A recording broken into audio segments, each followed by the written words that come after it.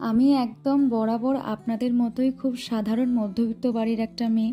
আমি নিজে ভীষণভাবে প্রাণোচ্ছল, খুব হাসি আনন্দ মজা ফুর্তিতে থাকতে ভালোবাসি।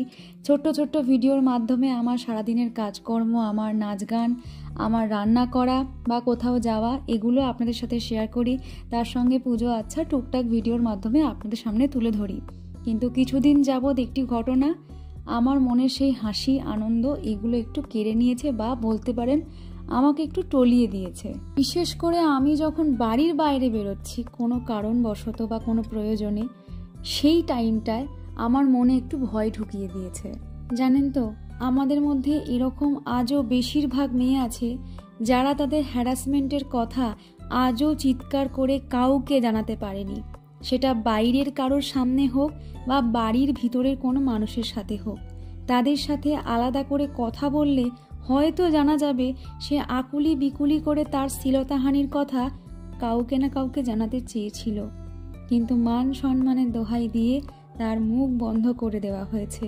সেটা তার সমাজের বাইরের মান সম্মানের ভয় দেখিয়ে হোক বা সে নিজে মেয়ে, এই কথা যদি পাঁচ কান হয়ে যায়, যদি তার চরিত্রে দাগ পড়ে যায়, তখন আর তার বাড়ি থেকে বেরোতেই পারবে না, কাউকে লজ্জায় মুখ দেখাতে পারবে না, বাবা মার সম্মান জলে চলে যাবে। এই সব আজে বাজে কথা বারবার চিন্তা করতে করতে দিনের পর দিন ঘটে যাওয়া অন্যায়গুলোকে চুপচাপ হজম করে নেয়। কিন্তু একটা কথা জানেন তো, এই চুপচাপ হজম করা সহ্য করা মেয়েগুলো যখন ঘুরে দাঁড়ায়, তখনই এরা সমাজের চোখে নারীবাদী, উচ্ছৃঙ্খল, বেহায়া, মুখরা এইগুলো হিসেবেই পরিচয় পায়। তখন সেই মেয়েটা যত উচ্চশিক্ষিতই হোক না কেন, তার এগুলো ছাড়া কিন্তু তখন আর কোনো পরিচয় খুঁজে পাওয়া যায় না। মানে সমাজ তাকে খুঁজে দেয় না কোনো পরিচয়। আচ্ছা বলুন তো, 2024-এ দাঁড়িয়ে আমরা কোন সমাজে বাস করছি, যেখানে মেয়েদের নিজেদের সম্মান পেতে গেলে ভিক্ষা করতে হচ্ছে, যুদ্ধ করতে হচ্ছে, রাত দখল করতে হচ্ছে, রাতে গলা তুলে প্রতিবাদ জানাতে হচ্ছে, সেটা ঝড় বৃষ্টি যাই হোক উপেক্ষা করে। আরজি করার ঘটনাটা ঘটে যাওয়ার পর থেকে টাইমে সকালে ঘুম থেকে ওঠা থেকে শুরু করে জীবন যেমন চলা সেরকমই চলছে। জীবন তো কখনো থেমে থাকে না। অসুবিধাটা হচ্ছে কোথায় জানেন?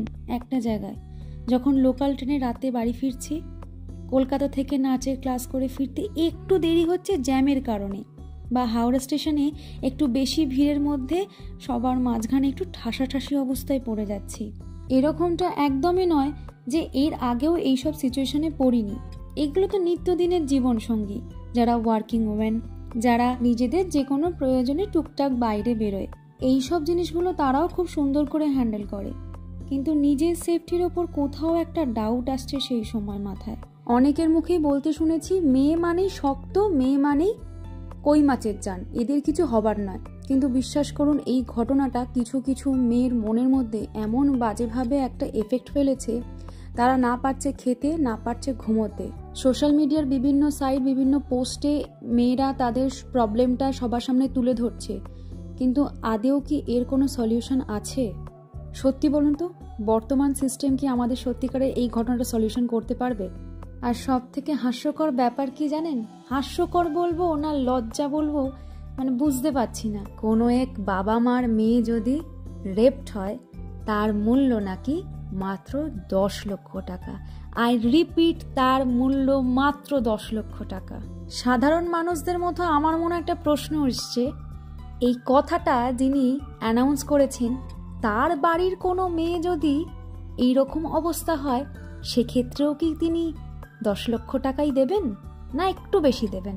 হয়তো 14ই আগস্টের দিন মেয়েদের রাত দখলের প্রতিবাদ মিছিলে আমি সামিল হতে পারিনি। আমি প্রথমেই বলেছিলাম যে অনেকের অনেক রকমের বাউন্ডেশন থাকে, তবে বিশ্বাস করুন মনে প্রাণে আমি চাইছি এই জঘন্যতম অন্যায়ের শাস্তি হোক, জাস্টিস আমিও চাইছি। আমাদের অভয়া জাস্টিস পেলে তবেই কিন্তু আমরা একটু সেফ ফিল করব, না হলে আমাদের মনেও কিন্তু একটাই কিন্তু আনসেফ ব্যাপার থেকেই যাচ্ছে। অপরাধীরা এমনই শাস্তি পাক, শাস্তিটা যেন দৃষ্টান্তমূলক হয়। ঝড় জল বৃষ্টি উপেক্ষা করে রাস্তায় আপনাদের মতো নেমে কতটা প্রতিবাদ করতে পারবো জানি না, তবে ঘরে বসে যতটা পারবো আপনাদের পাশে থাকবো। আপনাদের মতো আমিও এই জঘন্যতম অপরাধের সুবিচার চাই।